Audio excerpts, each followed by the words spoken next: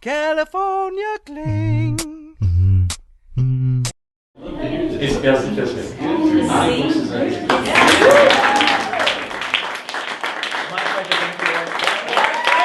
today we're having a conversation with voice actor, coach, and a mentor of mine, Mick Wingert.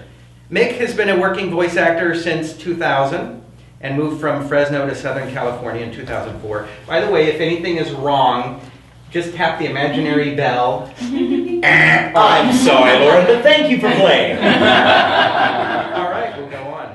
As an accomplished voice actor, Mick has landed roles on some pretty big projects, including Disney's Princess and the Frog, Yep. Nickelodeon's Tough Puppy, Warner Brothers' Batman Year One, and the Avengers Earth's Mightiest Heroes for Marvel Studios, to name a few. Correct. I'm correct so far. His voice can be heard on video games, including Mass Effect 2. Yes. I believe you've angered the lives of many people who love poker in a video game format. Yes. Yes. That was one where I played a guy like this, and dude, I'm all in. One of those. And then I did this like Chandler kind of sounding guy who was like a little bit more high strung and like, oh, I've got 4 aces. So it was really fun. Wow. That's awesome. Great. I'm already angered at the game. And Yeah, you should be. You're going to lose. Great. In addition to video games and animation, you've voiced hundreds of radio and TV commercials across the country.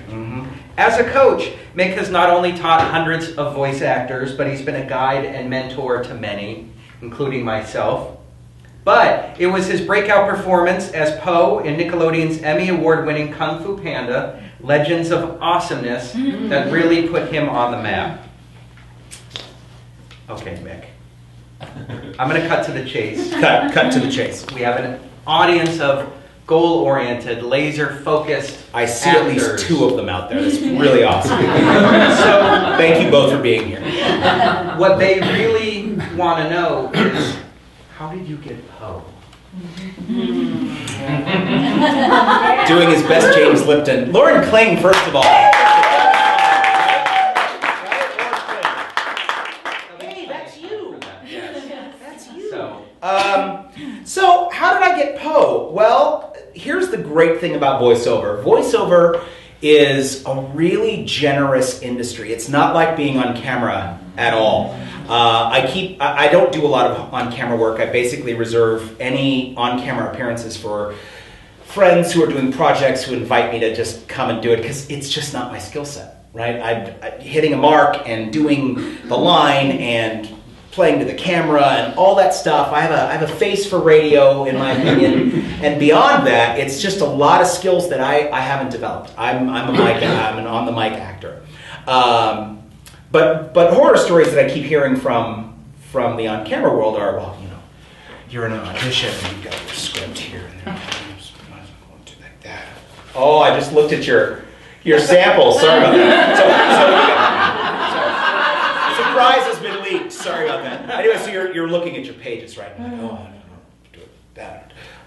Here comes so-and-so. I'm not going to go rehearse outside.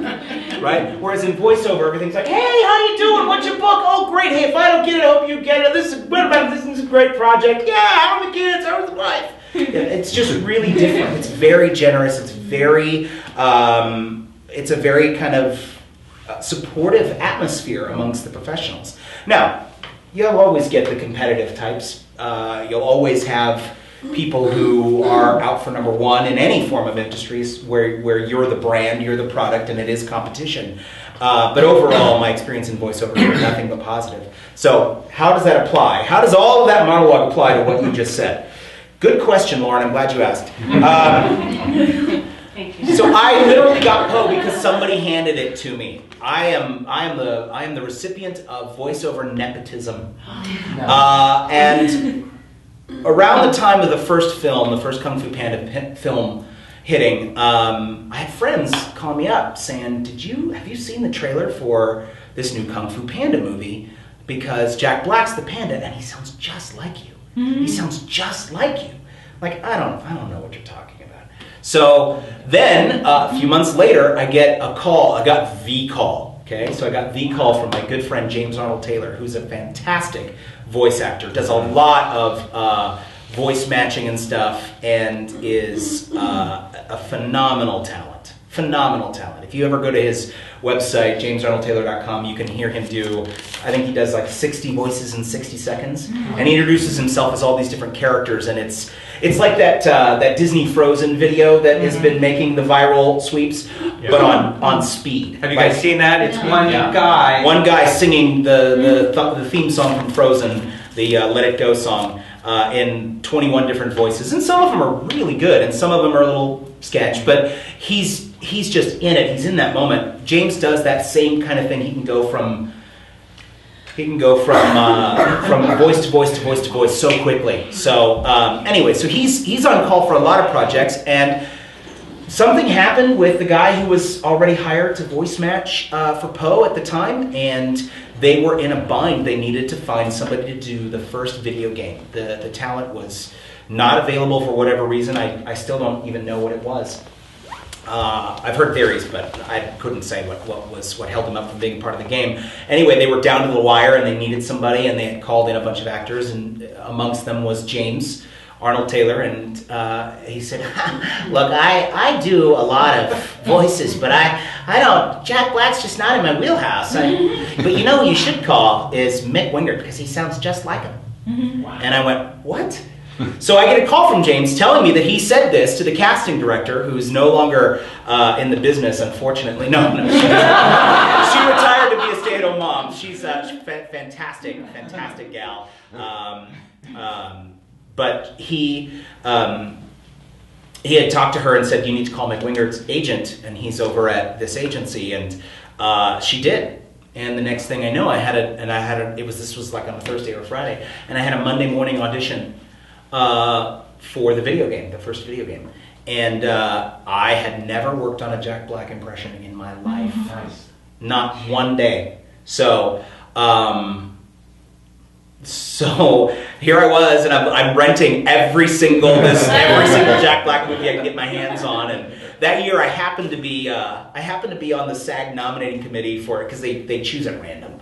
Right? Who's going to nominate for the SAG Awards? Well, it's going to be number 103,072 is going to be on the nominating committee this year, and I just happened to be there, and so I rented Orange County, and I rented School of Rock, which I later bought because it's one of my favorites,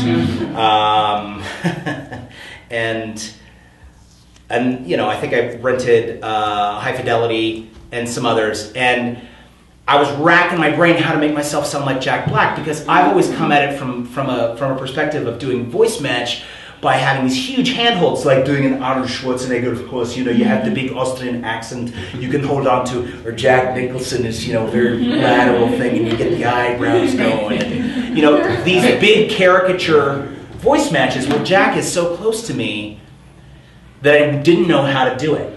Because it sounded so much like me. I'm like, there's nothing to hold on to. I don't know how to do this. So all of a sudden I was watching this. This is where the SAG Awards thing came in.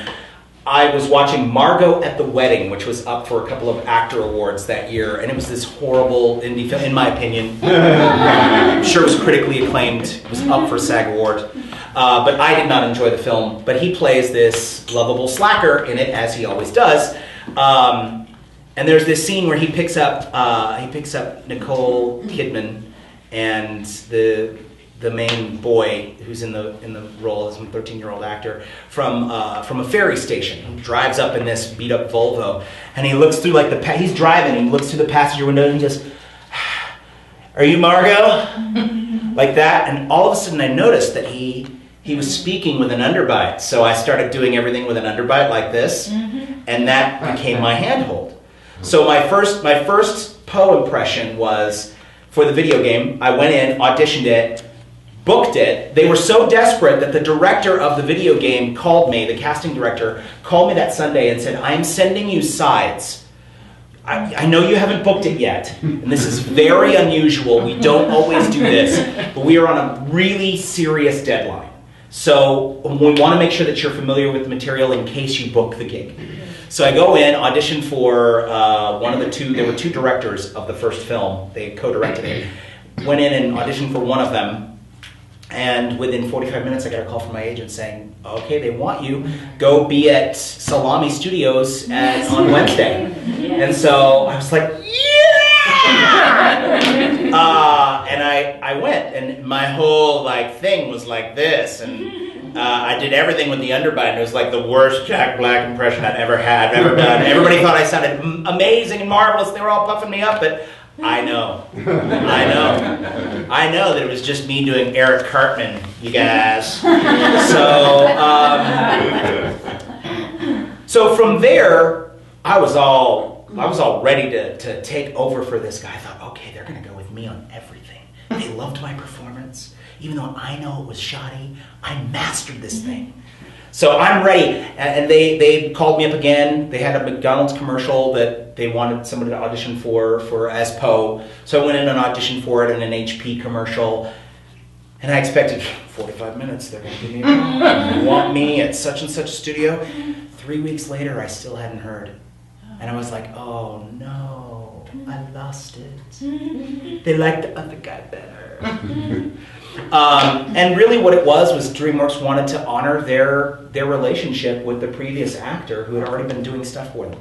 So he was unable to do the game. He ended up doing they did a second video game based on the first movie, more not an adventure game, not a story game, but more of like a combat game. And he ended up doing the voice on that. And I thought, I'm out of this. You never know. It might come up again, but let's go back to the temp job and just keep paying the bills. So I know, sad. Everybody go, aww. Thank you. So, sorry, I didn't go, aww. You missed it. Yeah, once in a lifetime opportunity. So I went back to the temp job and that kind of thing, and then the sides came around for Poe for the animated series, and I called my agent. And what had happened was the game was done by Activision, and I happened to know a friend of a friend, somebody who was working in the marketing department for Activision, and every time there was a game review out, he would send me what they would say about the performances, if they said anything about me. And most often, they were sending back notes that were saying, Jack Black did a fantastic job in the game, and how lucky is Activision that they got Jack Black to do their game for them. Only to be corrected and say, no, it's Mick Wingert. And so I knew that we had this positive buzz, and I'd been collecting these little slug lines. Not slug lines, that's the wrong word. Collecting these little snippets, these little clips. And I sent it to my agent. I said, you have to get me in on these auditions, and you have to work this. You have to let them know I'm the guy that did the first video game. I've done this character. I want to do this character. Please audition me.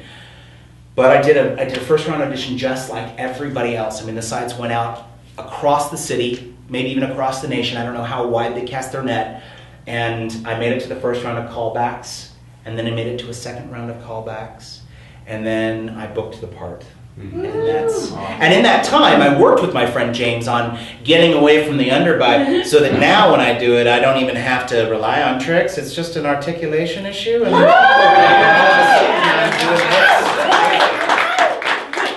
so it's not the worst Jack Black impression anymore. It's I like to say it's industry standard. So anyway. I've yet to really translate that into covering for Jack for other things, but I can say that it has come in handy a couple of times for smaller projects or side projects. It's been good to have Jack in the back pocket, not just for Poe. And then DreamWorks is still calling me, and I still scratch on Kung Fu Panda 3, which is in production right now. Yes. I've been doing some motion capture as Poe, so it's my voice and my performance, and he's a character that I've lived with now for 5 years, and I just love him. I just love him. That's amazing. Yeah. That was a long story. That was a great story. Yeah. First commercial break. We'll be back with more Inside the Voice Actor's Head. Right after this. And we're back. Hey.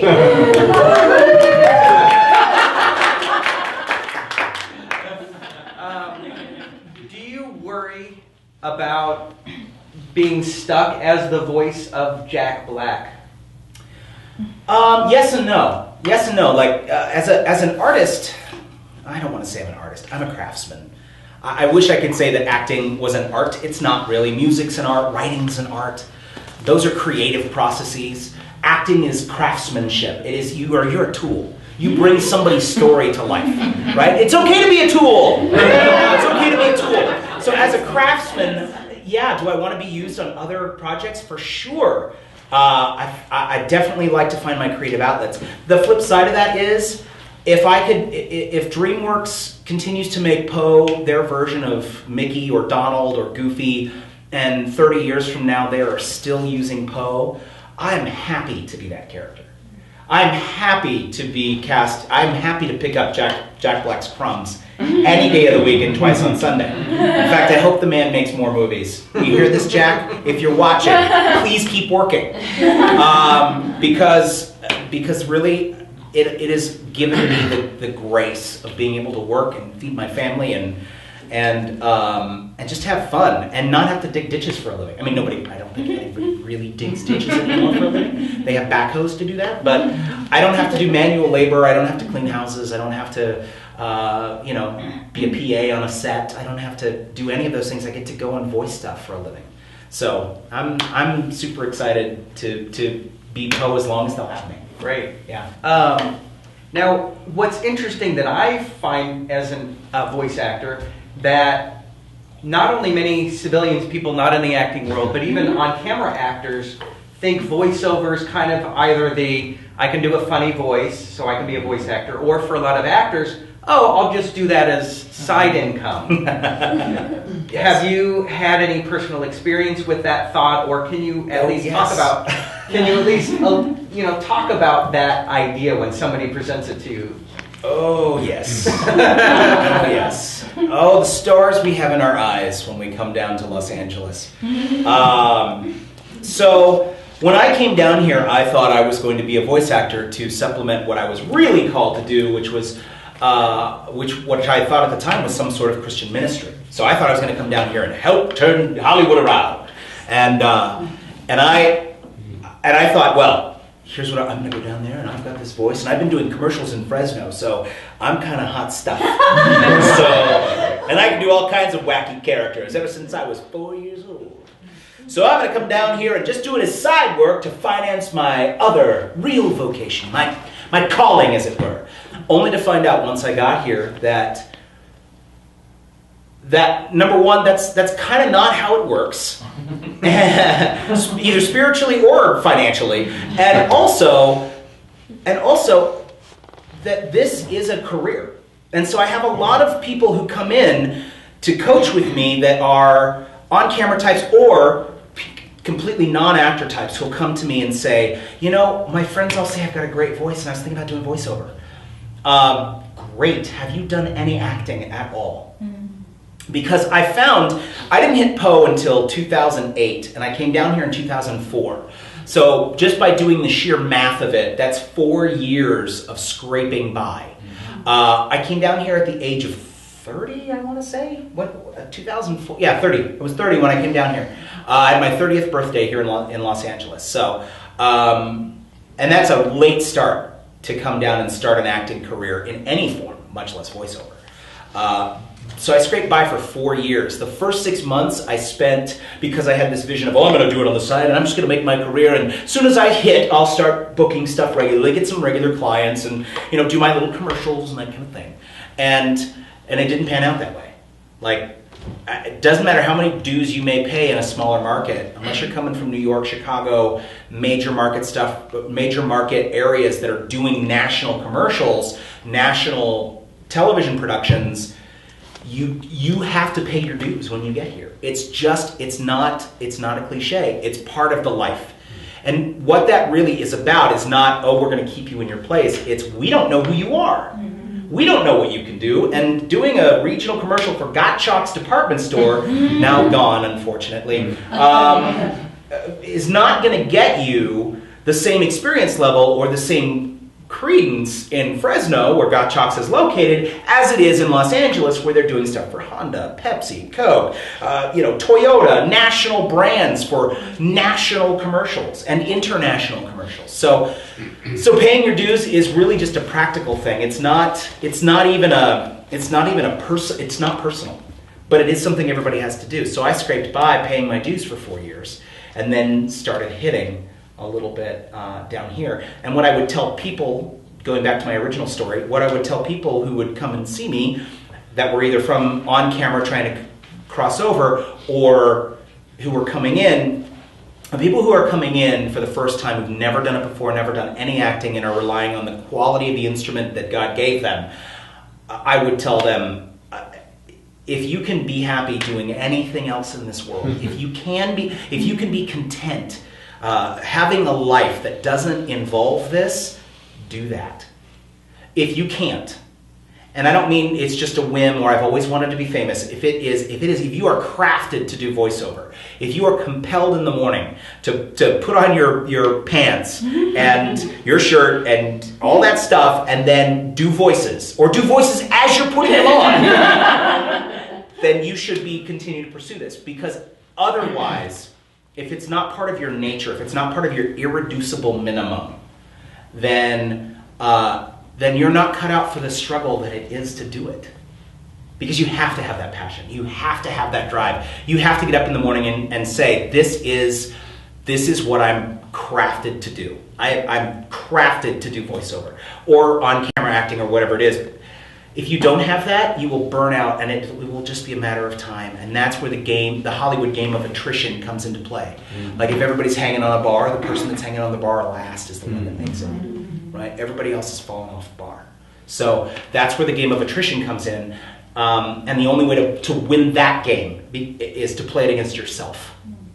If I can be happy selling cars and doing community theater on the weekends, if that can be my creative outlet, then why am I in Hollywood paying the highest taxes in the country, living in squalor, when I could be living in a nice, 4-bedroom house in Atlanta, selling copiers during the day and doing community theater at night and have a family? Why would I make that choice if I could be happy doing that? It is for those, that's what I would tell somebody who's brand new. For people who are coming in from the other side, I would say, if you're not succeeding in your on-camera, don't consider voiceover as your supplement. Right. Because it's like pursuing 2 careers.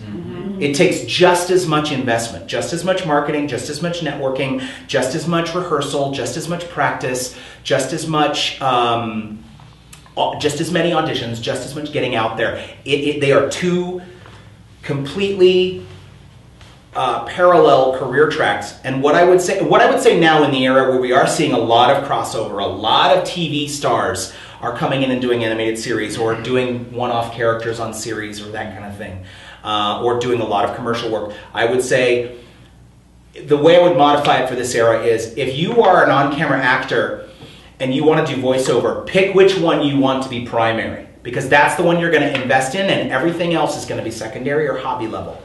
So, for example, let's take some of our celebrity friends who are getting into commercials. The Jeff Bridges of the world, the John Cusacks of the world, who else? The Ed Harrises of the world. They didn't start off being the Home Depot guy, or the Honda guy, or the Chevy guy, or the Hyundai guy.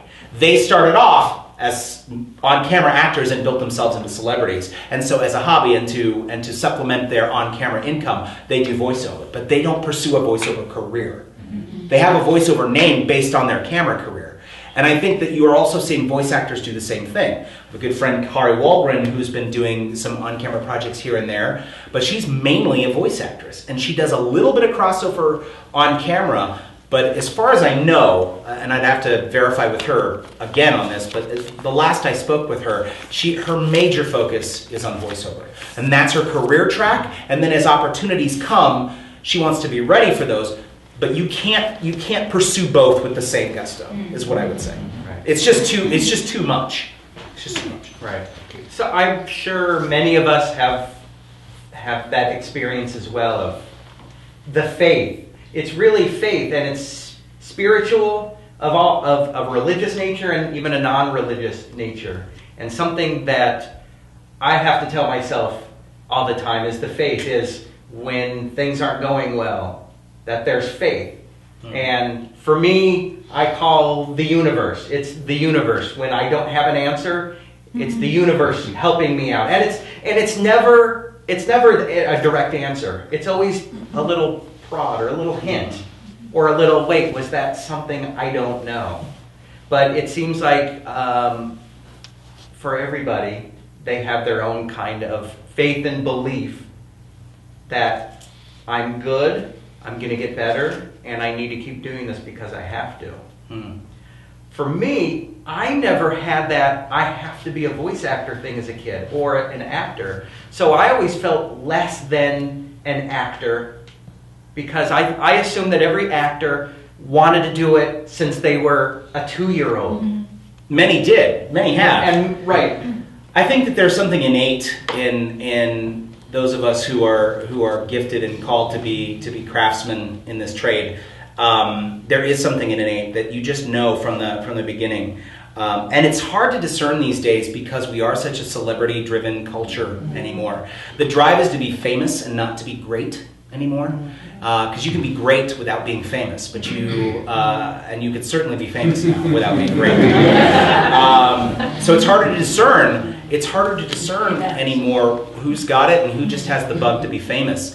But there is something in an actor that drives him or her to want to bring stories to life, to just reenact them.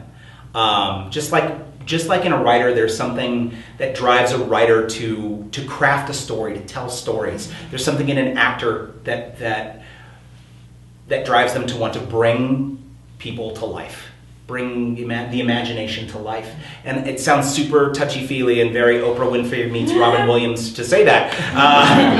But so I want to get out of the ethereal. What I'm trying to say in practicality is, when you get to your irreducible minimum, it is a question of, do I have to do this?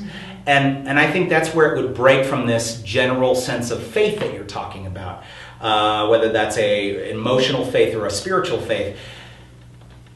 It is very practical. It is, I know that even if I end up taking a career with, a blood bank, or if I end up working in an office my whole life, I know that I will still be doing voiceover. I know that I'll be pursuing it as a hobby. I know I'll be working on it, or coaching it. I know I'll be whatever. No matter what I do, I know I'll be doing this. Versus, hey, I always thought I should do voiceover. That sounds like fun. That's two different paradigms. Those are two different worldviews. And those are representative of two different people. Somebody who's like, hey, that sounds like fun, versus, even if I am selling copiers my whole life, I'm going to be approaching my clients going, hi there, it's your Xerox guy again. And I don't know if that's quantifiable, if there's a way that you can know whether you're that person or not, but you definitely see and we all know people who are just characters. And anybody that we've seen, at Comic-Con panels or on podcasts or in situations like this, who have made it in any way in animation specifically, but in voiceover in general, have been those people that you just go, of course he does the voice of Porky Pig. Because he's been doing it since he's 4, not because he's trying to impress anybody, but because he really wants to be Porky Pig. Yeah. So he really enjoys that. I think that would be what I would say to that. That's excellent. When you were a child, we'll go back a moment, even before you were a child. You were born Michael Wingert, Mick. You went to Wikipedia, didn't you? I went to Snopes. Snopes? Yeah. Snopes. So you were not born with quotes around Mick. No, my mom had 9 months, and the best she could do was Mickey. So, Mickey Wingert. The best she could do was Mickey Ray Wingert. Well, let me see if the next straight out of the trailer park. About to sing "Achy Breaky Heart" for you. You were born Mickey Wingert. I was born Mickey Wingert. In Lemoore, California. In Lemoore, California, only because my dad was stationed in the Navy at the time. Got it. So there's a naval air base in Lemoore, and that's where I was born. And how far from Fresno were you spent? I don't know. Now I'm going to get in trouble with all the Central Valley. You should know where your birthplace is. I'm 30 miles from Fresno. Central Valley, not too far. You didn't. Okay.